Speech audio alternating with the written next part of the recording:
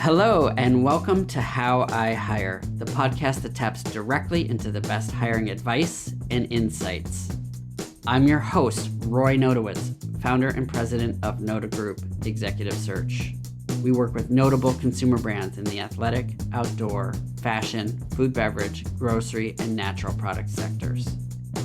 Throughout the COVID-19 pandemic, I want to discuss how hiring priorities have shifted, and I'll be talking with hiring leaders about how they're navigating these changes. I hope their expertise will be helpful as you develop your talent strategy with the future in mind.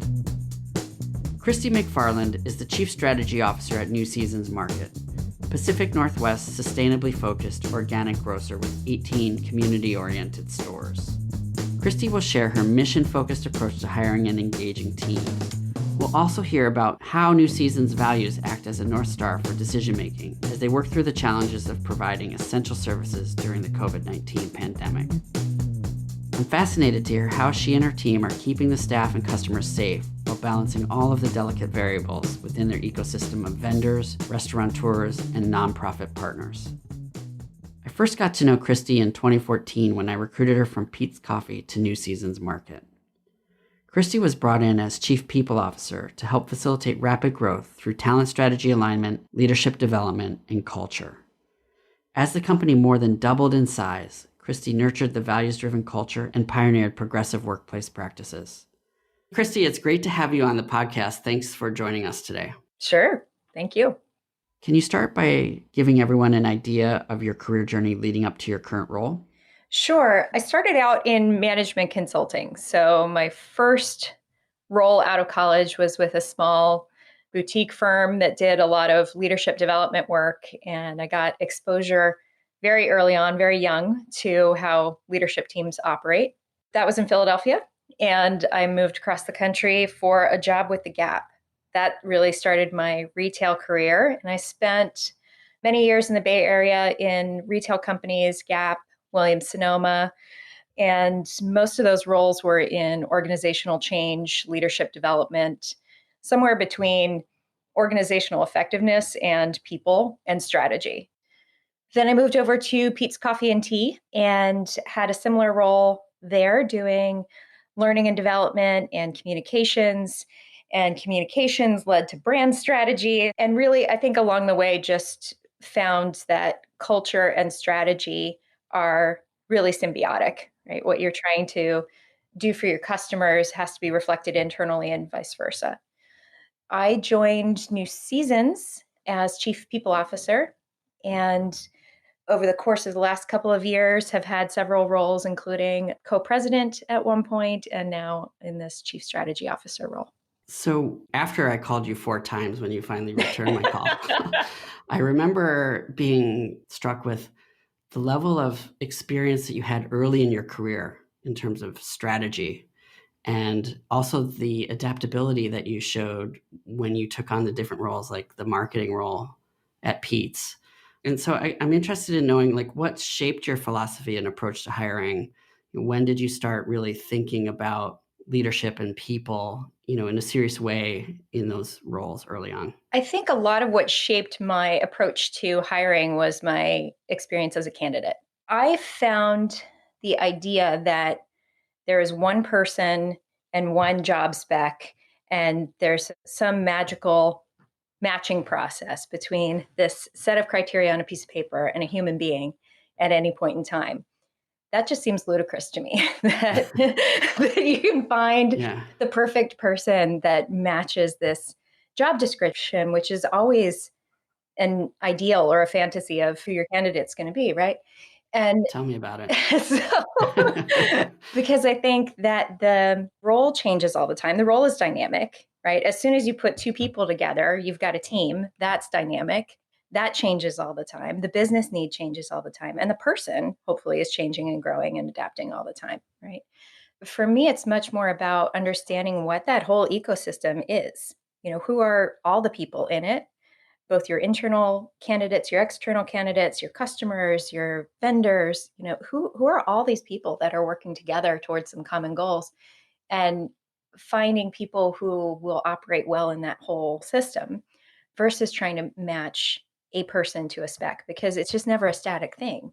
And it's frustrating for both sides to feel like they've missed the mark in some way and they're compromising. And that's not the case. So what are some examples of how you gain context with regard to, the overall needs of the business as well as who's in the leadership team and how that evolves dynamically as business shifts and changes? I mean, I guess in today's environment, especially relevant, Yeah, right? yeah. The core values and mission is usually an anchoring point, right? To be able to say, what does this group, this community stand for? And what are the things in that are going to be consistent, changeable for sure, but consistent threads through different eras of the company or different business climate or different customer needs. There's going to be some through lines in that you can anchor to and say, this is what this business is ultimately about. And you have to find people who care about that, who care about why that's important and why that's relevant. And along the lines of my hiring approach has to do with my experience as a candidate, there was a point along the way where I decided I didn't want to work someplace where I wasn't the customer, or at least where I wasn't empathetic with the customer. So you have to be able to understand that in the round, what your customer is looking for or what your vendor network or whoever these folks are that are outside and around the organization are the people that you're working with every day too. Finding a sort of kinship with that community, whatever that looks like, is really essential to weather the ups and downs of it. So maybe you could bring that to life a little bit in your current context. So when you first started at New Seasons, one of the reasons you were attracted to them was because of the values and the connection to community. How has that come to life during your time there? And then especially now in these very trying times? Yeah. New Seasons Market has always been a mission centered organization that sees the purpose as about creating community through food. And that extends to creating a work environment where people feel like they're welcome, they can thrive, they can achieve their full potential. It's a fun place to be, it's a supportive place to be. It's also a place where small vendors can get their product on the shelf, or a farmer can get access to a couple of stores, even if they don't have supply for all the stores, right? And they can get their foot in the door and grow their business. And ultimately, we can give back to our community partners and create food access in our community where folks are experiencing all sorts of challenges, including food insecurity. And so I think about that as the sort of center of gravity for why I was attracted and why other people I think are too. In times like this, that network effect is incredibly important. And we've all shifted our priorities to say what's most relevant, what's most essential. How do we keep our stores open, keep our staff safe, keep our customers safe, support our vendors who are potentially losing other sources of business? Right away, when the restaurants started to close, we knew that was an important part of our approach. Obviously, our staff were first, and our staff safety was incredibly important, but this extended community of food producers was also just top of mind for us. So we started hiring right away people who were affected by the restaurant closures. And then we've been working with, a lot of our food producers also supply restaurants. And so they were seeing their business drop off tremendously. So we were able to buy some of that product and divert it to keep those businesses going. I've been in the store in the last week or so, and what you've put in place is really incredible in such a short period of time. So thank you for doing that. So how did culture and values come to life in other places that you've worked? I think pretty similarly, in that what I believe in is hiring for learning agility, for decision quality, for folks' ability to make good decisions in the moment. And whether that's at an individual hourly employee level or at a senior level, both are really critical. If you walk into a retail environment and you see hourly staff who are kind of passive and waiting to be told what to do, that's a culture in which there's probably a pretty top down directive leadership style. There's probably a lot of rules. There's probably a lot of policy that tells people a lot about what they shouldn't do. versus a set of guiding principles and values that says, here's what we're going for, and you have a critical role in bringing that to life. Hourly clerk level positions, they are central to the customer experience. They are the customer experience in most retailers, right? So being able to find people who care about what they do, who care about that customer experience, but also trust them to make really good decisions. When conversely walk into a retail environment where you see it's like buzzing, it's hopping, the customers are happy, the staff are moving around, it's like a microcosm of a little city or town, right? That's an environment where people know that they can make good decisions. They're empowered to do what's right for the customer.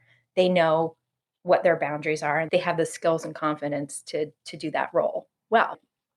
I remember you talking about at Peet's and to some degree also at New Seasons, how building a brand starts with that customer experience, starts with the employees, and how you had done some work around that, the values and how that translated into that experience. Is there anything around that that you can speak to? I think at Pete's, we really did try to distill the culture down to a couple of very clear, simple values. Unique cultures that have a certain spirit to them or are really strong, I think, have this word of mouth and lots of stories about how they became who they are, right? Sometimes that's off of the founders' myth or lore, or sometimes it's off of these just heroic customer service stories or something. But it's also harder in cultures like that to distill it down to a couple of core things without it feeling like you've sort of lost the essence of it. So at Pete's, we went through that process to really hone in on the things that made that culture unique and special. And it had to do with the quality of the coffee and this idea of mastery of one's craft and a constant learning environment and curiosity and responsibility for your choices and making good ethical choices, which were very much about the founders' values, but also about the relationships with coffee growers around the world and ethical growing practices and things like that. So at the end of the day, it just distilled down to curiosity, mastery, responsibility, just very simple words, but it was something that we could rally around. And at New Seasons, you also empower people to make decisions and to bring the brand to life. What are some examples of that, and how did you do that? Yeah. So a lot of that was there before me, for sure. And it was part of what the culture stood for. So a couple of things that we tell staff on day one is just say yes and speak up. Just say yes to the customer. And that doesn't mean the customer is always right, but it means that you are empowered to do what's right for the customer. And you don't need to get layers of approval or jump through hoops to do that. And the speak up is we want to hear your opinion all the time because your ideas are going to be really relevant and important. And that constant channel of feedback and dialogue is really critical to our success. When you're building leadership teams within the organization, you mentioned the idea of evaluating internal and external candidate pools. I'm interested in the process that you use to do this and what factors would lead you to hire from within versus going with an external candidate. In its simplest form, going with an external candidate is somebody who brings something new to the experience that internal folks would not have had exposure to or experience with along the way if they spent, say, 10 years working in the same organization.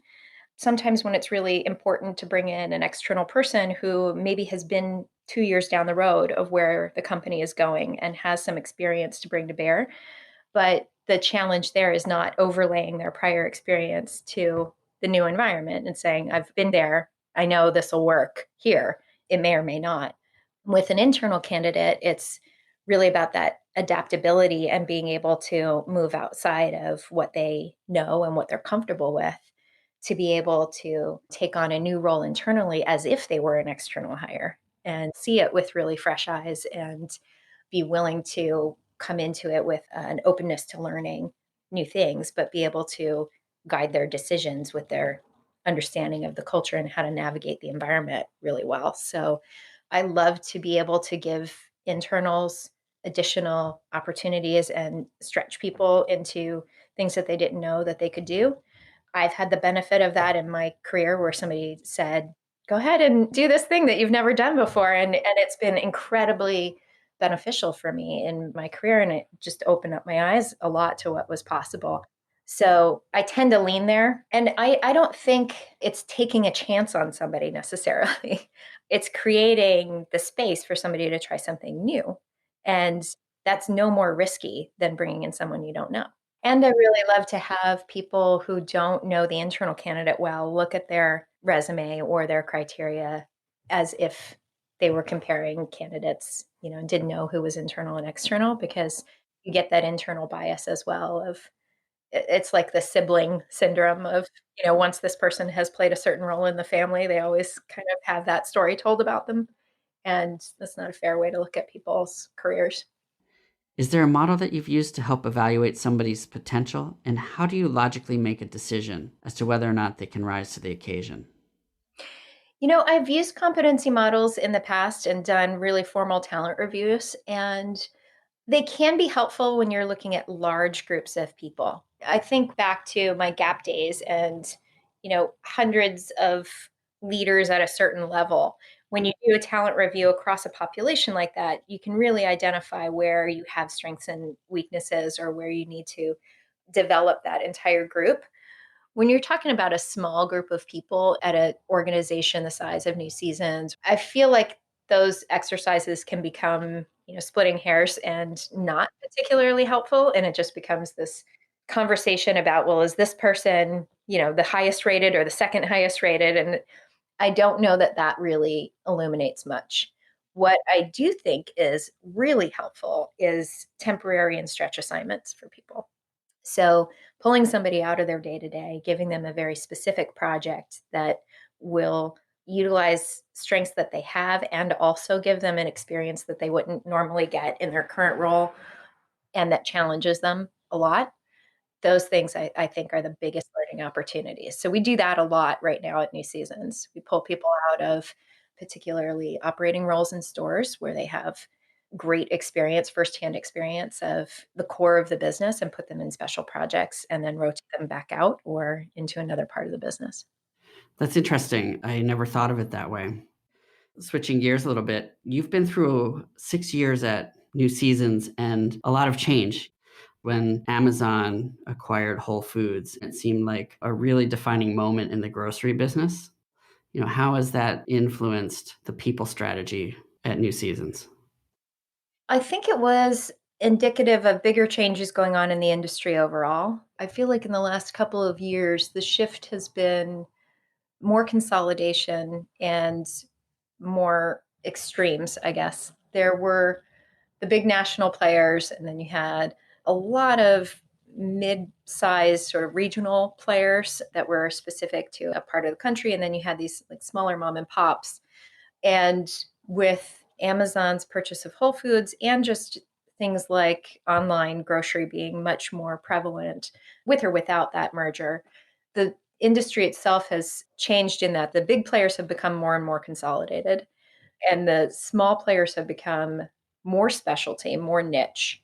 And so that neighborhood grocer in the middle, that's the businesses that have been challenged, I think, in this environment to be able to compete with either one of those two extremes, because the customer is looking for quality and convenience, but they also want great products and great service and, all of these things that I think it comes back to the customer experience that you're trying to create. That's the reason why people would choose you. So, in the past, we've talked about how the culture at New Seasons has helped you retain employees. Can you speak to that?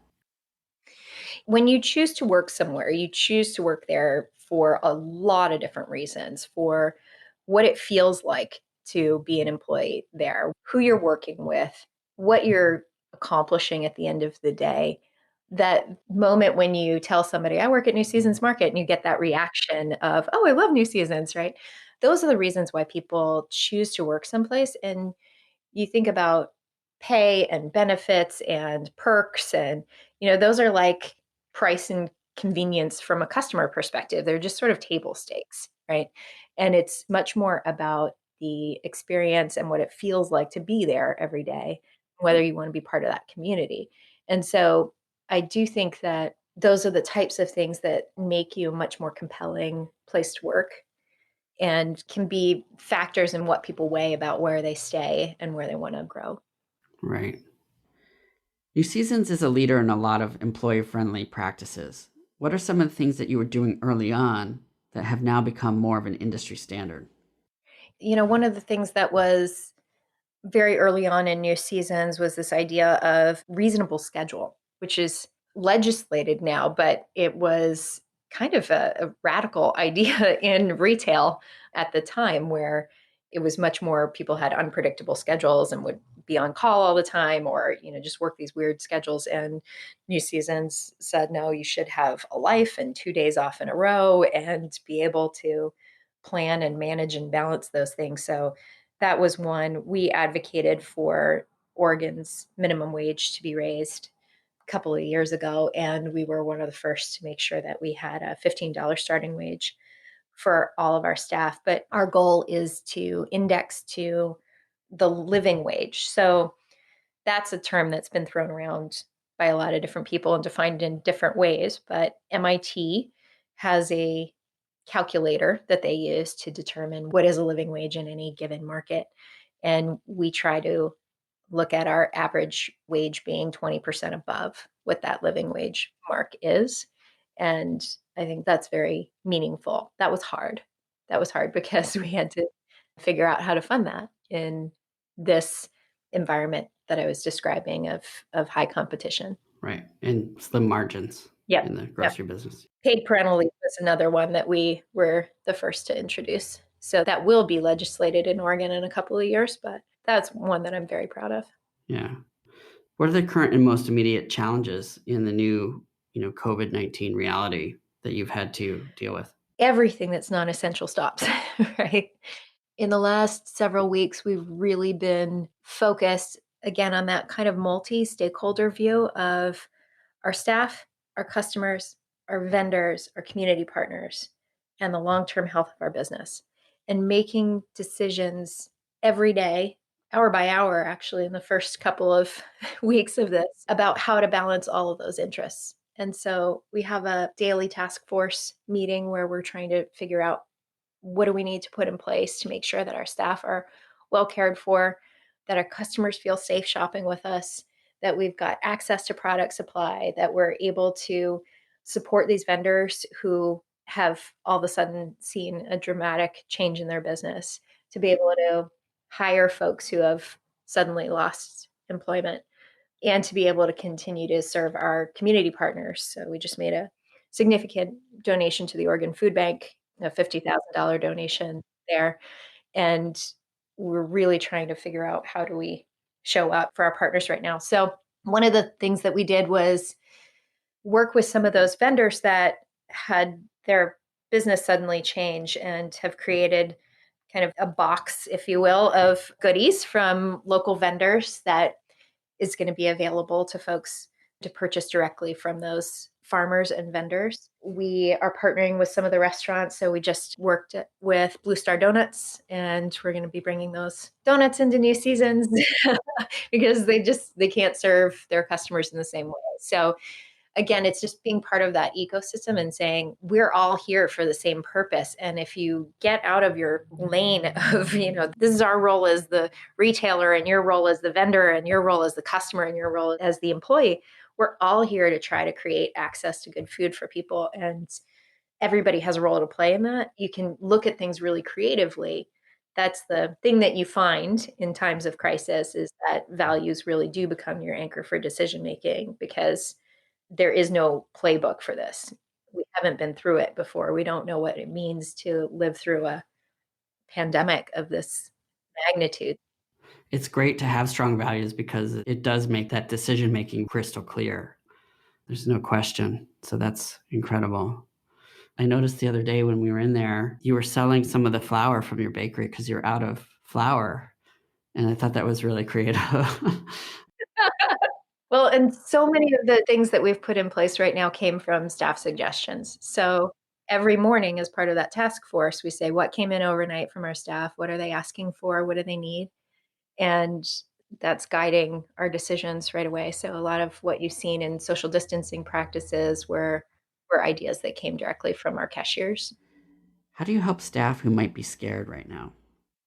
Our first path is just only come if you're healthy and you're feeling good, and we're recognizing the people who do show up and supporting them with a lot of extra goodies. I think the more that we put the social distancing measures in place and things like plexiglass in front of the cash registers and stuff like that, really the biggest thing is helping shift customer behaviors.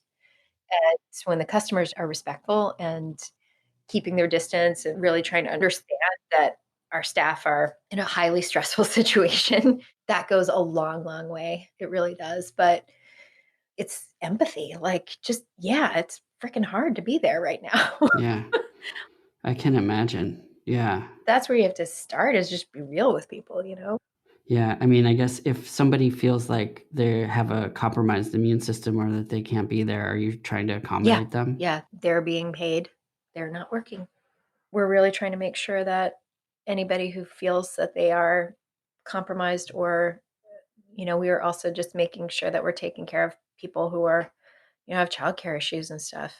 These are hourly grocery people. Like, this is not folks who signed up to be first responders Right. or, and they're Right. every day. Yeah. Putting themselves and their families at Yeah. risk. Yeah. So really just trying to get them access to resources that other folks have, like protective gear or childcare subsidies or pay protection. Are you or the others on the leadership team surrounding yourself, with other leaders and people in the industry, or how are you, I guess, supporting the industry or working within the ecosystem in that way? I'm working with a colleague from Walmart, and the two of us are liaisons to the county's emergency office right now for grocery. We were just reviewing standards for what we thought other grocers could do. And we also have just industry connections. And I love the fact that we have a sort of alumni network from New Seasons, and then lots of folks who we've rehired recently as well in this. And so that allows us to talk with people about, what are you doing? How can we help? What are some standards? Because right now we're all dealing with the same challenges.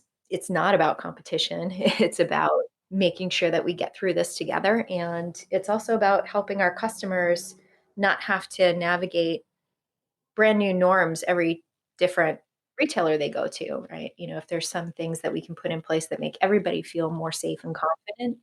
Yeah, so there's sort of a new set of visual language norms, things that give customers indication about what it is to shop in this environment. That's really helpful. The grocery business had already been going through a shift prior to the pandemic. So can you speak to, that as well as how you think things will shift or change after this is all over? I know this certainly will change a lot of people's consumer behaviors. Online shopping is number one. So we have particularly vulnerable populations who we set up our own kind of help center to help a lot of our senior customers, who are some of our most regular shoppers, understand their online resources and work with them to shop in a new way. I think that that's going to be an ongoing trend. I would hope that there's a bit of a return to cooking at home. That's a long-term trend. I think that our staff, we never expected to be kind of on the front lines of this. And we're getting a lot of thank yous from our community for showing up every day and being there. It's a whole new level of meaning to what you're doing. So that will hopefully continue. Yeah, and I think we all feel that sense of responsibility about what it means to show up for our community right now, but also to create the safest possible way for everyone to engage.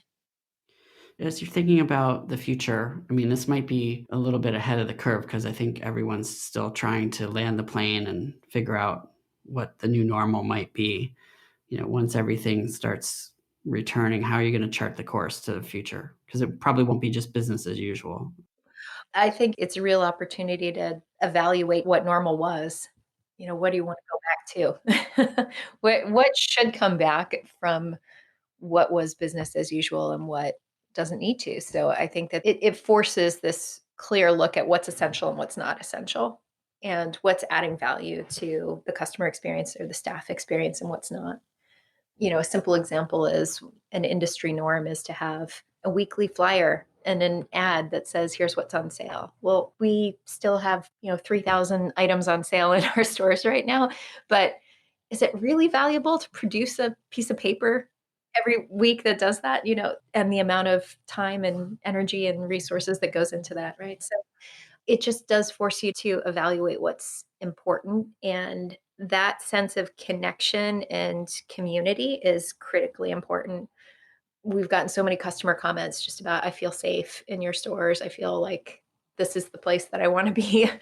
And I think that creating more opportunities for our vendor partners to show up in our stores, even in small ways, or just to have a launching pad for their businesses, that has been part of the company's history since the beginning.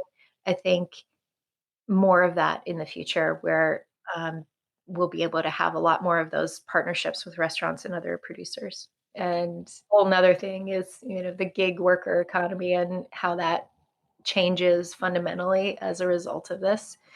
And I hope that that community continues to be able to operate as independent, flexible entrepreneurs, but also that this experience creates some additional support for them as employees, access to similar resources. Yeah. Yeah, I think people will value companies that take care of their employees to a greater degree. Thinking about your journey at New Seasons, you've had a lot of different roles. If you can think far enough out to a time when this COVID-19 crisis is in the rearview mirror, what kind of projects or exciting things do you think you'll do next? Well, one of the projects that I was most excited about before this came along, well, there's a couple. One is we recently launched a small vendor loan fund. It's called our Partner Fund, and it's funded by 1% of sales from our private label product. We're working with entrepreneurs who traditionally have had barriers to access to capital to be able to provide no interest loans or low interest loans to them to help develop their businesses. So I'm really enjoying working with some of those small businesses, and we're partnering with the Mercado and Prosper Portland and other folks who are developing these entrepreneur networks. And we're centering entrepreneurs of color, women-owned businesses, LGBTQIA community, and other folks who may not have had access to capital before. That's exciting. It's really exciting. So that's one of the most fun things that I'm working on right now. And we have recently changed our standards in this immediate time to make sure that we can support some businesses that may be directly impacted by the current situation. The other is we are working on establishing a mission advisory council to our board, which will include vendors, community partners, employees. And that's really formalizing this idea of a multi-stakeholder view on the business and bringing all the gifts of your ecosystem to bear. So I'm going to be working to establish that in the near future too. That's incredible.